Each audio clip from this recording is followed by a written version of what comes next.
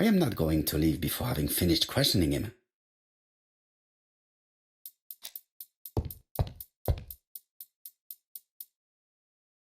This man is not in good shape.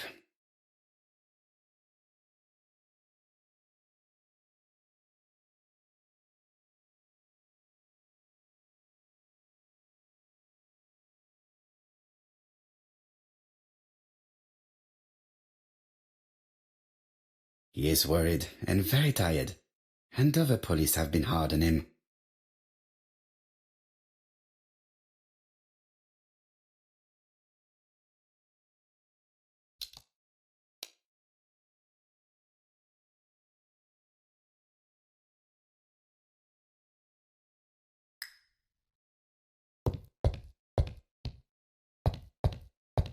I am not going.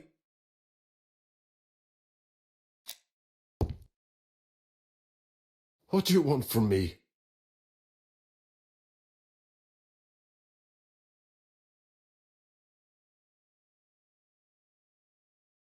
Good day, Mr. Cust.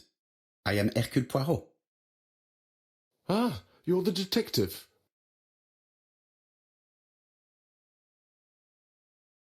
Why did you send me a letter before each crime? Why all these questions? When are you going to stop pestering me?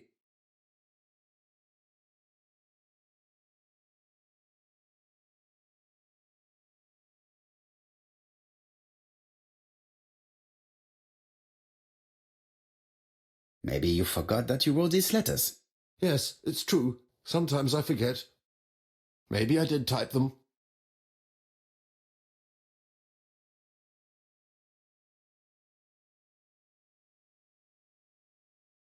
Are you capable of murder, Mr. Cust? All these questions are giving me a headache.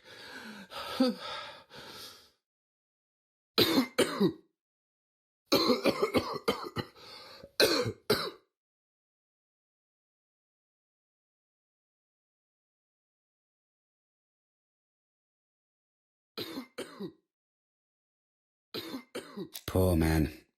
If only I could help him.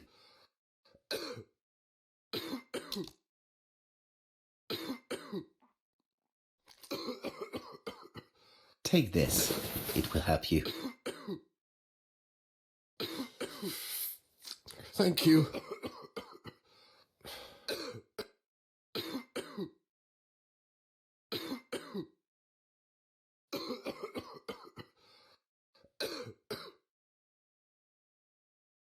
Oh, good God, my shirt is covered in blood again.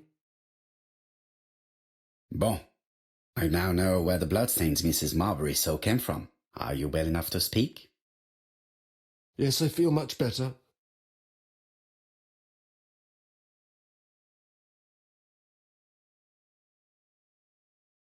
I do not believe that you are capable of murder, Mr. Cust. I hope not.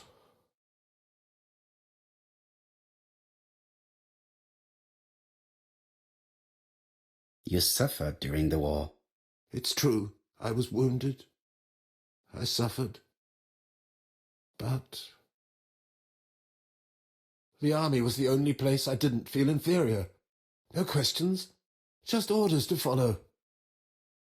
But ever since you were wounded, you have absences, bouts of amnesia. And headaches.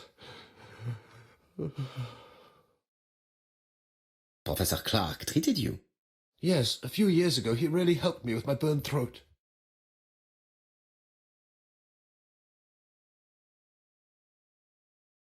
Of course, you never considered killing a doctor who took such good care of you. No, never.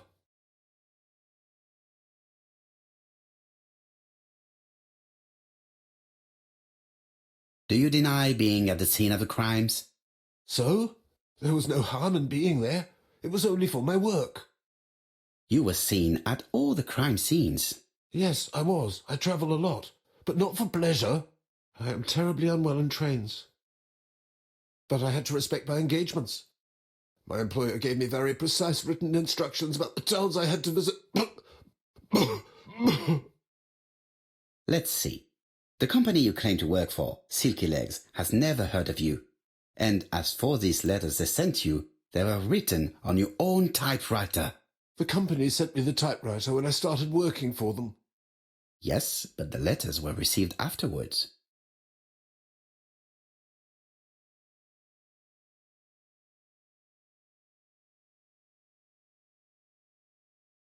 So it would appear that you typed them before sending them to yourself. I don't remember. Good God! I don't know what's happening to me. My head hurts terribly.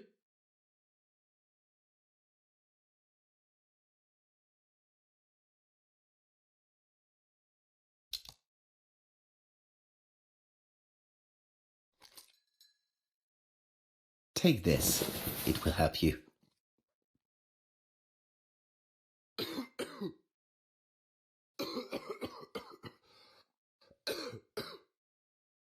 Oh, I think I'll be fine. Let us see, Cust. Look at me. You know very well that you committed these murders? Yes, I know. But I'm not wrong in saying that you do not know why you committed them. No, I don't.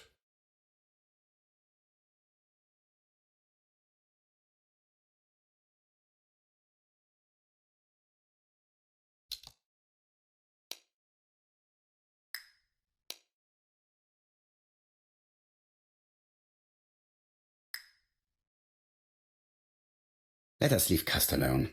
He's at the end of his tether.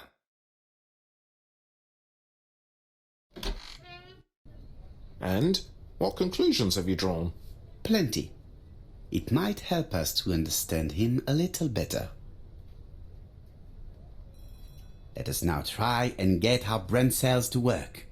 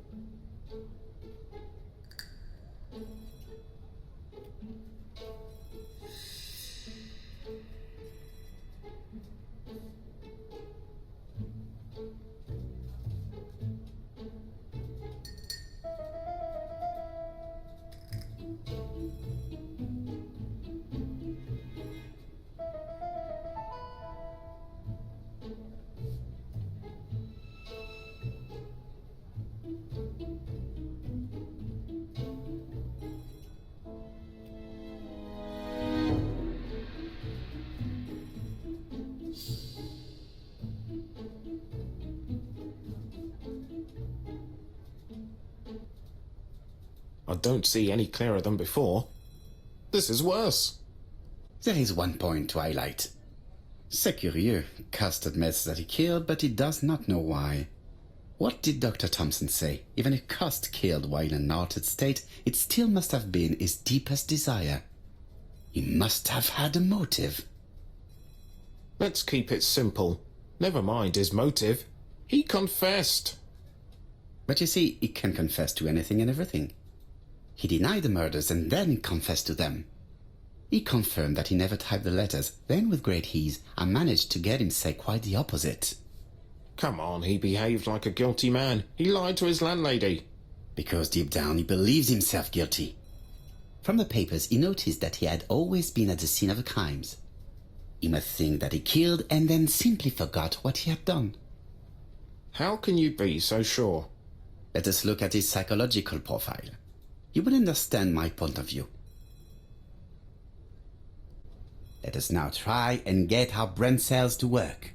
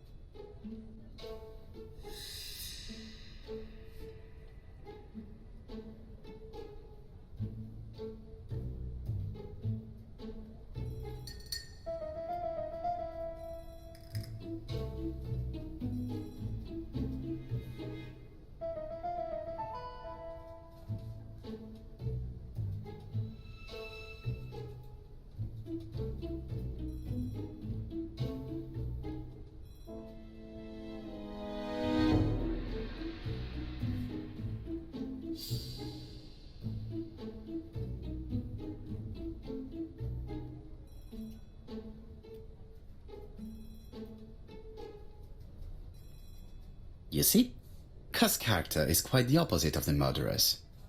But if he's a madman, can we really talk about his character? You know very well that our murderer does not behave like a psychopath.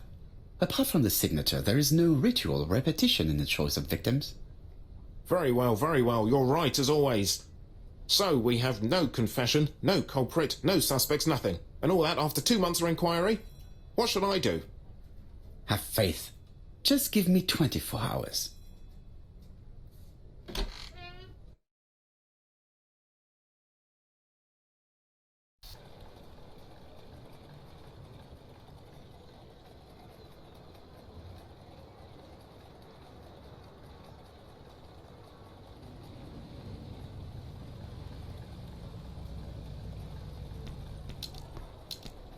To White Haven, please.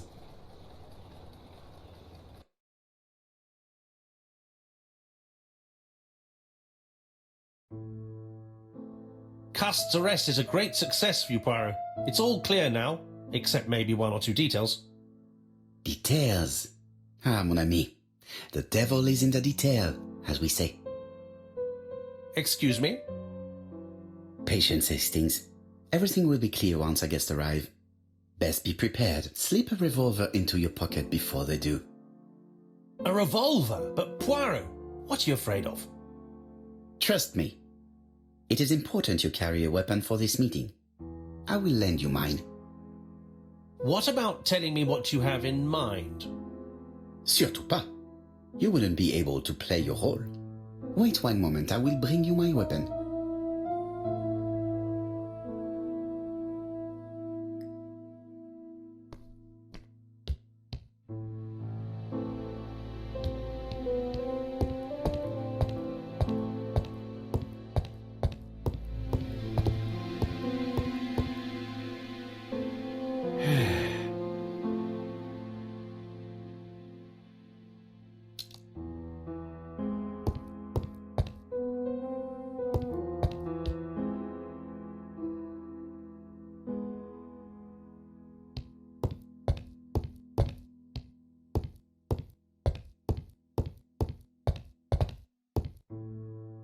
The white ammunition are blank cartridges. The others are real bullets.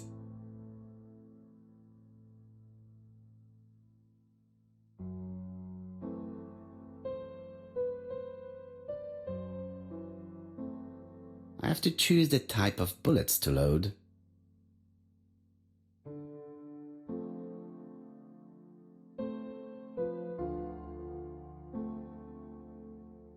The revolver is loaded with real bullets. I still have time to choose blanks. The revolver is loaded with real bullets. I still have time to choose blanks.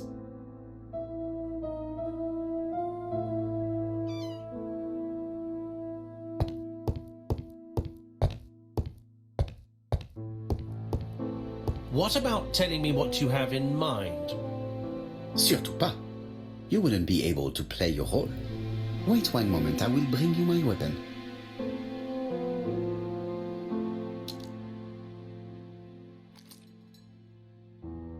Voila, I entrust you with my weapon. It has hardly been used, it is almost new.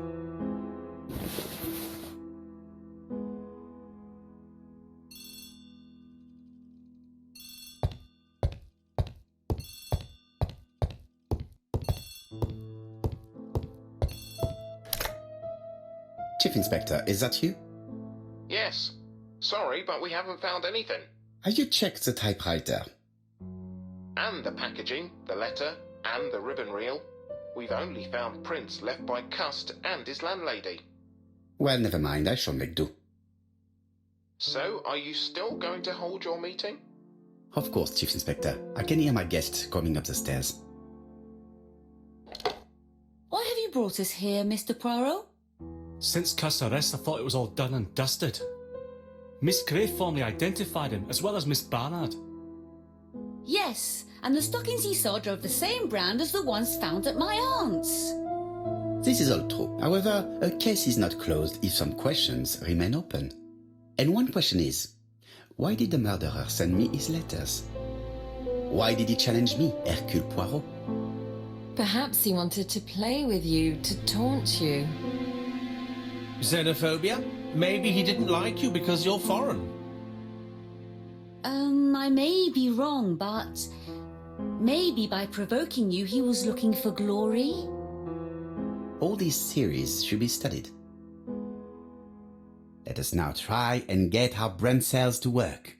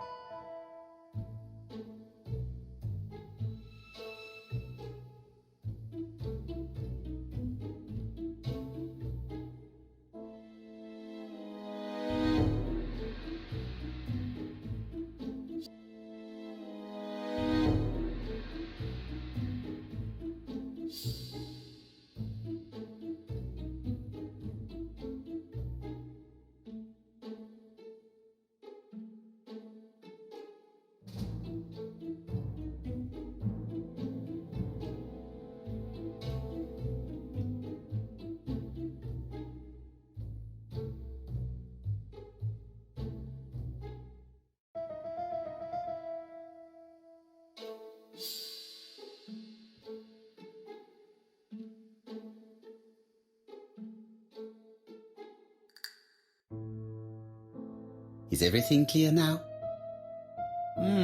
You might like to explain your reasoning again. Of course. First of all, remember that the murderer made it a rule to always post his letter before the murder. He never digressed from that rule. However, in Churton, he encountered a problem. The village has only 500 inhabitants. With advance warning, it would be easy to arrest him. Therefore, the murderer delayed his letters deliberately with the wrong address. The plan wouldn't have worked if he'd sent it to Scotland Yard or the papers because everybody knows their addresses. The mistake would have been corrected and the letter would have been on time.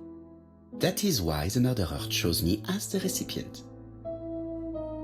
Because for his plan to succeed, it was necessary for at least one of the letters to have a wrong address and get lost. It was very cunning. Absolument. It is a very subtle plan. It matches the profile we have drawn up of him perfectly. That of an intelligent, daring and calculating murderer.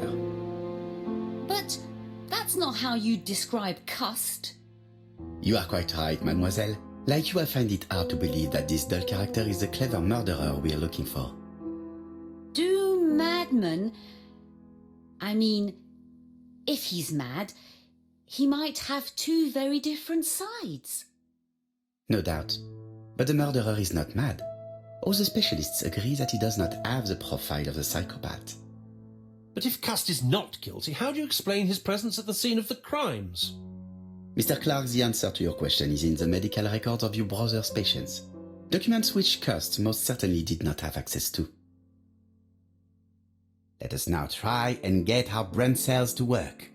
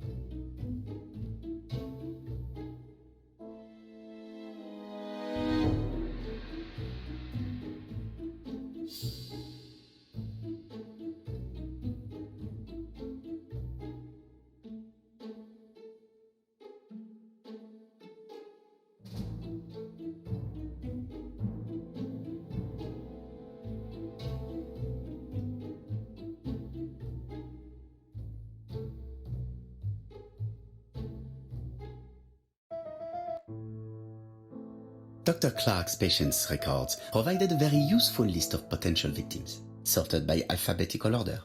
The killer definitely used it, explaining the fact that all the victims were former patients of the doctor. It is this fact that clears Cust once and for all, because he never had access to these records.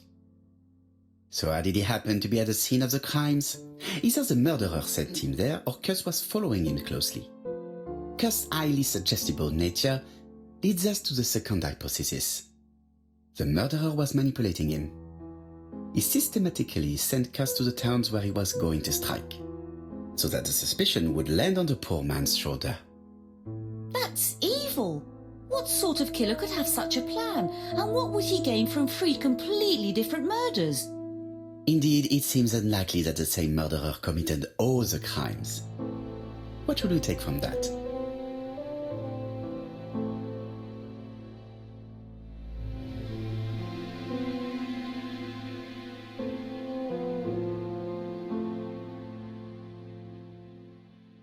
There is not one murderer but three accomplices, who all used the same scenario. Do you mean that three murderers with quite different aims joined forces to create a smokescreen? Here's another question. Is it still necessary to find a motive for each crime? And the one in Andover poses problem. Why was poor Mrs. Asher killed? Indeed. It would be best to forget the theory.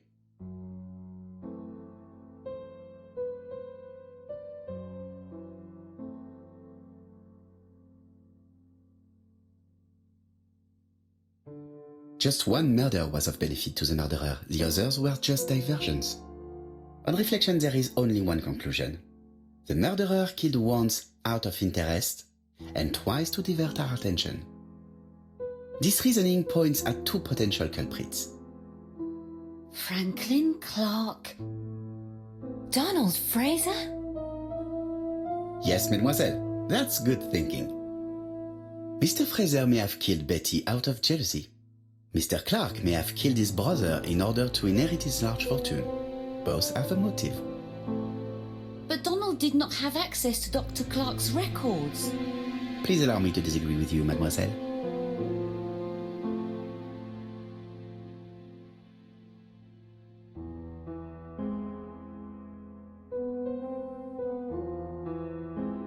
He works for Court and Brunskill, one of whose clients was Sir Carmichael. It doesn't prove that I went to Comeside. You could have done it, and you may have used the opportunity to take a look at Sir Carmichael's records. You think I'm guilty? You or Mr. Franklin Clark? That's ridiculous. Both of you have a motive. The question is, which of you has the profile that most resembles the murderer? Let us now try and get our brain cells to work.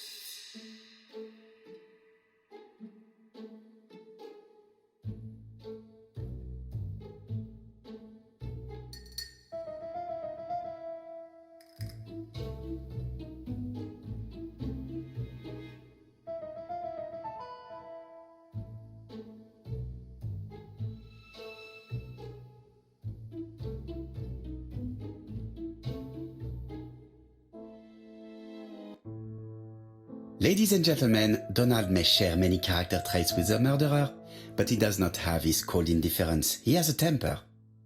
It is hard to imagine him planning anything. Also, jealousy is his motive, and crimes of passion are rarely planned. Right, I suppose it's my turn to be subjected to the same scrutiny. Absolument, Mr. Clark. Let us now try and get our brain cells to work.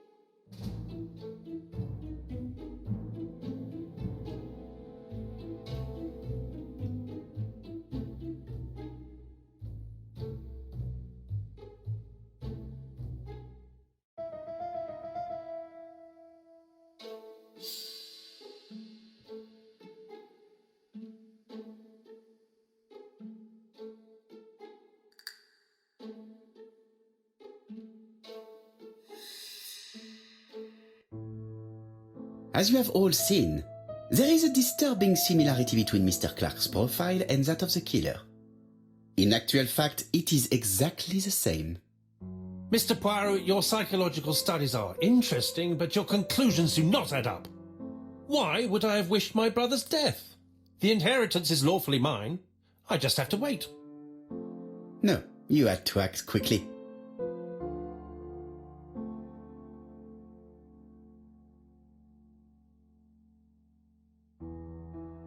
Because of Miss Grey. Mademoiselle, although you haven't been telling the truth, there is no doubt in my mind that you would have found a way to marry Sir Carmichael after Lady Clark's death. For you, Mr. Clark, it was a disaster. If Miss Grey had children by your brother, you would not have inherited a thing. You realized the danger after reading several letters from Comside, especially one in which your brother opened his heart to you. So you hurried home from China, and you took action. In truth, Cust was no more than a puppet manipulated by the real culprit. You, Mr. Clark. Such an imagination, Mr. Poirot. In fact, nobody manipulated Cust. The famous instructions he received by post. He wrote them on the typewriter. We know that for sure. Oh no, you know perfectly well. That is not true. Eh bien voilà, light has now been shed on the ABC murders. Your theories are ingenious, but you haven't any proof. One point to him. For the moment, I have no material proof. Either I admit to it, or I bluff.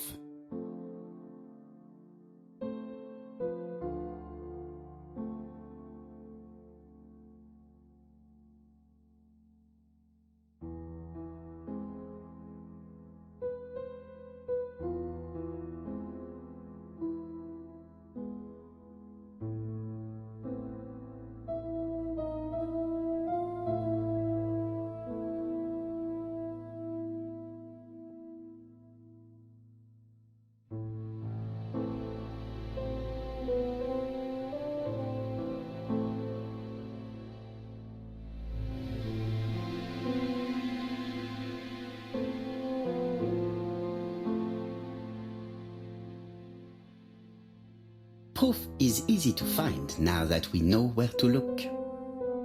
You have nothing on me. You're bluffing, Mr. Poirot. Come on, Thora, there's nothing for us to do here. Don't touch me. Thora! I understand why you never wanted to lend me your new typewriter, and why you were searching through your brother's things. And the hole you dug on the moors. What did you hide there? The knife you used to kill your brother? All right. Well played. I lose. The game's up.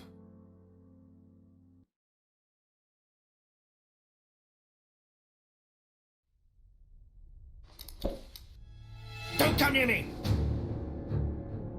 I'll never let you take me, Mr. Poirot!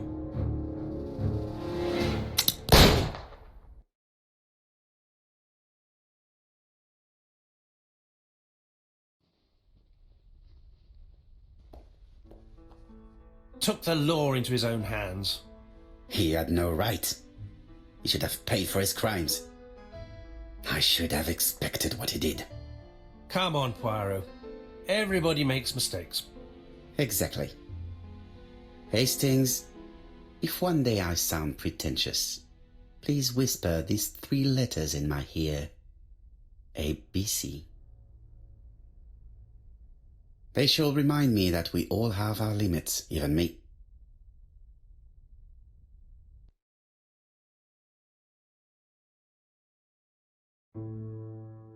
Disappointed at having missed the chance to become Lady Clark, Thora Grey left England. Donald Fraser and Megan Barnard married. On Poirot's recommendation, Mary Drower started to work for Lady Clark. The elderly lady's condition suddenly took a turn for the better. And a few months later, to Dr. Logan's great surprise, she was back on her feet again. According to this eminent physician, it appears to be an extremely rare case of spontaneous remission. Lady Clark has enjoyed very good health ever since.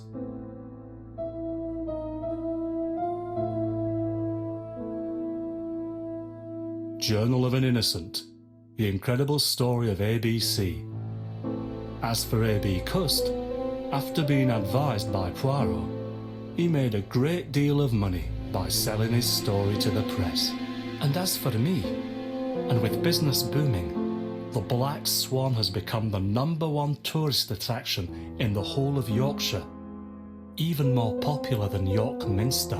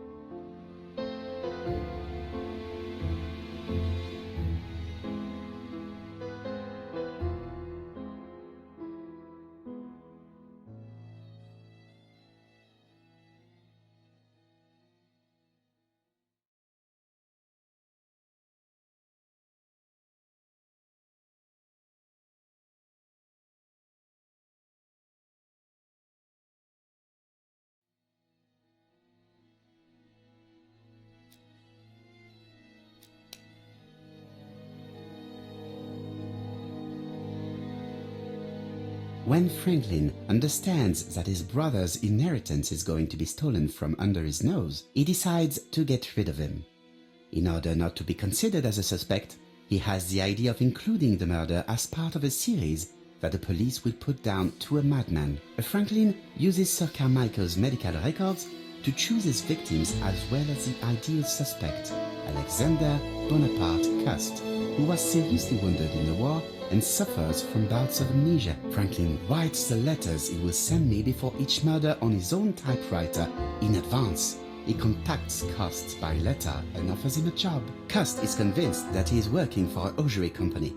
In reality, it is Franklin that sends him his instructions, his goods, and even his typewriter. When we receive the first letter, Hastings thinks that it is a joke.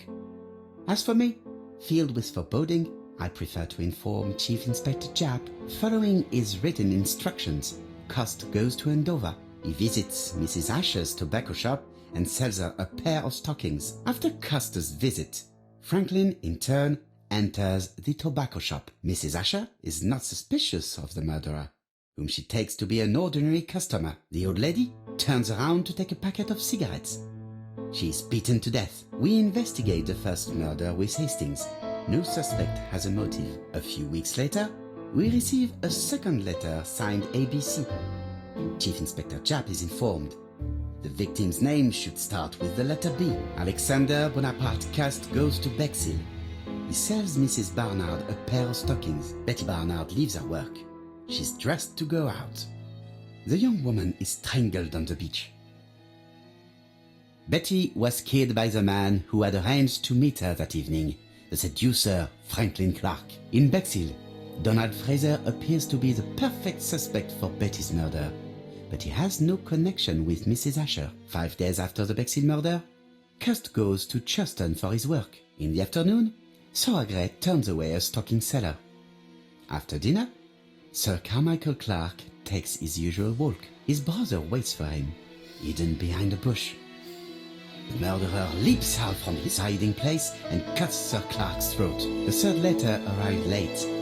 Franklin deliberately wrote a wrong address. In Churton, Thorogray and Franklin Clark are the main suspects. Back in London, Cust is seized by violent coughing fit and brings up blood. He stains his shirt, which later frightens his landlady. We receive the final letter from ABC. The next murder will be in Doncaster. The second general meeting in London highlights the common point between the victims, stockings and a throat condition. Cust's landlady telephones Scotland Yard to tell them about her suspicions. Cust is arrested shortly afterwards in Doncaster. Franklin had planned a fourth murder in Doncaster. He abandons the idea after Cust's arrest. Cust confesses to the crimes he did not commit. He's an easy culprit. Too easy. Franklin Clark is unmasked. He is the true culprit and the man who manipulated Cust. And there we have it. Another case solved by Hercule Poirot.